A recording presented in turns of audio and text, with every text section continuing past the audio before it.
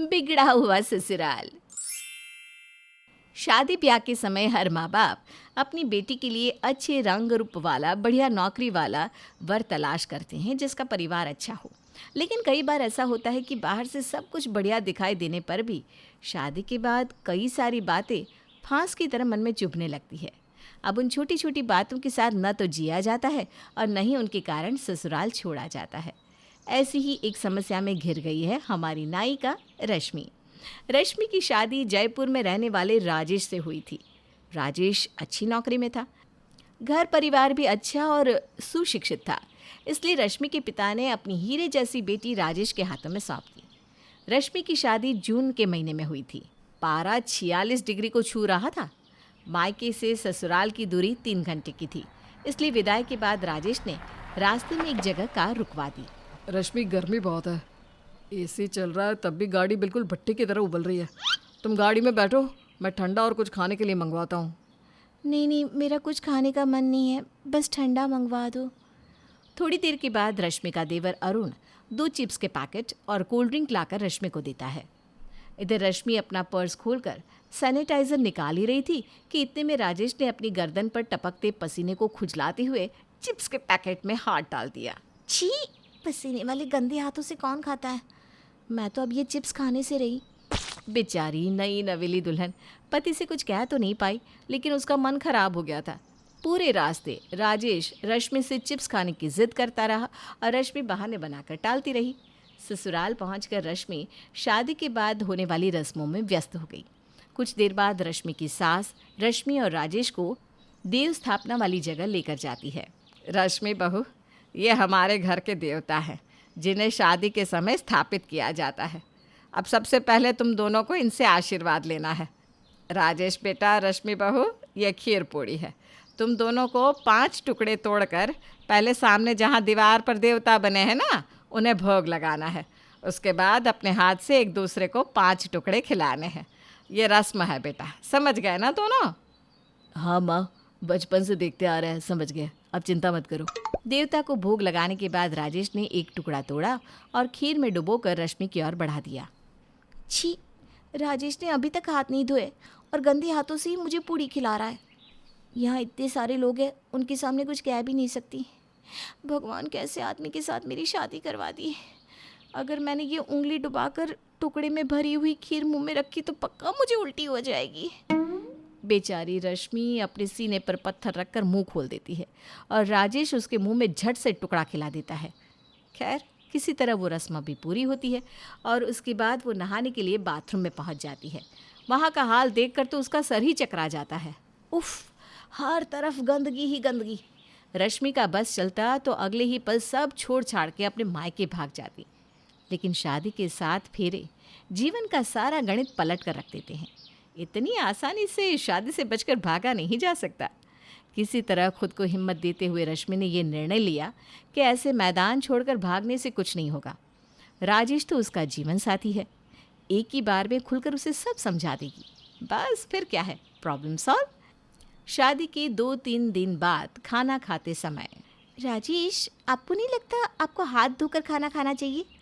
धोए तो थे आधे घंटे पहले। देखो, मेरे हाथों में कुछ लगा दिख रहा है क्या तुम्हें? मतलब क्या है आपका? हाथ में कुछ लगता है तब कोई हाथ धोता है क्या? हाथों में जर्म्स होते हैं, हमेशा धोकर ही कुछ खाना पीना चाहिए। यार, तुम मेरे हाथों के पीछे क्यों पड़ी हुई हो? बचपन से ऐसे ही खाना खा रहा हूँ और मुझे तो आज तक कुछ नहीं हुआ। रश्मि समझ गई थी कि राजेश को समझाना मतलब भैंस के आगे बीन बजाना। उसे रश्मि की बातें समझ में आने वाली नहीं थी। अगले दिन सवेरे रश्मि अपनी ड्रेसिंग टेबल के सामने बैठी तैयार हो रही थी। तभी उसने देखा कि राजेश मोबाइल हाथ में लेकर वॉशरूम से बाहर आ रहा है। राजेश, आप फ़ोन लेकर वॉशरूम में जाते हो? हाँ, तो इसमें क्या है? खाना खाते समय भी आप मोबाइल चलाते रहते हो, अभी मोबाइल को वॉशरूम में भी ले जाते हो। छी, मुझे तो सोचकर भी घिन आ रही है। तुम्हें ज़्यादा ही घिन आ रही है तो मेरा मोबाइल मत छुआ करो। किसने कहा है कि मेरा मोबाइल टच करो? रश्मि को सफाई के लिए हर दर्जे का ऑब्सेशन था और उसको मिल गया था एक ऐसा परिवार जिसके लिए साफ सफाई, हाइजीन, ये सब बेकार की बातें थी। कुछ दिन बाद रश्मि सूखे कपड़े उतारने के लिए आंगन में पहुंची तो उसने देखा कि सासू माँ उसके तौलिए से रगड़ रगड़ कर अपने पैर पोंछ रही है। पहले तो ये देखकर जैसे रश्मि का सर ही चकरा गया। फिर खुद को संभालते हुए उसने कहा, मम्मी जी ये मेरा तौलिया है, आप शायद कंफ्यूज हो गई। अरे बेटा, तौलिया तो तौलिया होता है, तू भी इससे वही करती होगी जो मैं कर रही हूँ। इसमें कंफ्यूज होने जैसी कौन सी बात है। हे भगवान, सफ़ेद रंग का मेरा नर्म मुलायम तौलिया जिससे मैंने आज तक अपने पैर नहीं पोंछे, मम्मी जी ने क्या हालत कर दी इसकी। छी छी छी छी, अब मैं इस तौलिए से कभी मुंह नहीं पोंछने वाली। रश्मि को अब सारा माजरा समझ में आ गया था। जब खेत ऐसा है तो फसल तो खराब होनी ही थी। कहने का मतलब ये था कि इस घर में साफ सफाई की बात करना मतलब दूसरे ग्रह की भाषा बोलना, जो आपके अलावा किसी को समझ में नहीं आती। ससुराल में रश्मि का एक एक दिन कुड़ते हुए बीत रहा था। रश्मि, आज ऐसा करो, पकोड़े बना लो, बारिश का मौसम है, मज़ा ही आ जाएगा। राजेश के कहने पर रश्मि रसोई में जाकर बेसन का पेस्ट बनाकर उसमें मसाले मिलाकर फेंट रही थी कि तभी उसकी सास रसोई में आ जाती है और बेसन के घोल में उंगली डालकर अपनी जीभ पर रख लेती है। बेटा रश्मि, नमक कम लग रहा है, थोड़ा चख कर देख लो। वो तो ठीक है मम्मी जी, लेकिन आपने हाथ धोए बिना ही। हेलो भला, मेरे हाथ में क्या लगा हुआ है, साफ तो है। हाँ सही कह रही हैं, साफ तो है। मम्मी जी वो आटा ख़त्म हो गया है, मंगवा दीजिए। बहू, आटा नहीं, हम गेहूँ लाते हैं, साफ कर रखे हैं। तू ऐसा कर, ये आंगन में धो दे, मैं यहीं गेहूँ फैला दूंगी। बस फिर क्या था, वही हुआ जिसका डर था।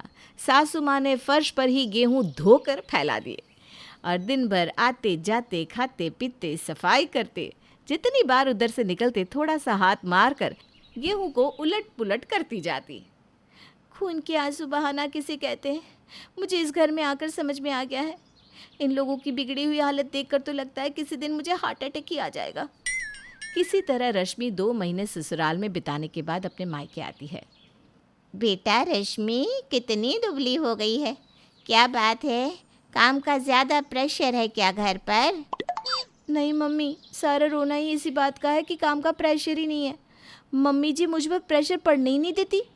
बेचारी कान नाक आँख खुजलाते हुए भी जैसे ही मुझे आटा गूंथते देखती है दौड़ कर आती है और बिना हाथ धोए मेरे हाथों से आटे का परत छीन कर ले जाती है और फिर अपने नरम मुलायम हाथ, जिनसे अभी कुछ मिनटों पहले वो सफाई अभियान चला रही थी, बढ़िया आटा गूंथ कर मुझे दे जाती है।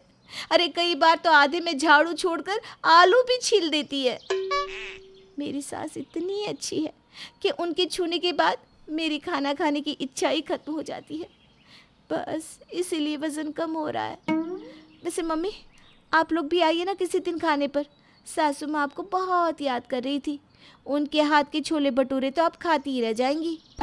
अरे नहीं नहीं बेटा, हमने तो सौगंध ली है कि बेटी के घर का पानी भी नहीं पिएंगे। रश्मि की माँ ने तो सौगंध खाकर अपना पल्लू छुड़वा लिया, लेकिन बेचारी रश्मि को तो उसी घर में अपना जीवन बिताना था।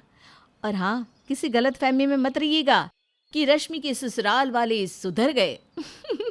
हाँ, वो अलग बात है कि रश्मि को उस माहौल में जीना आ गया था।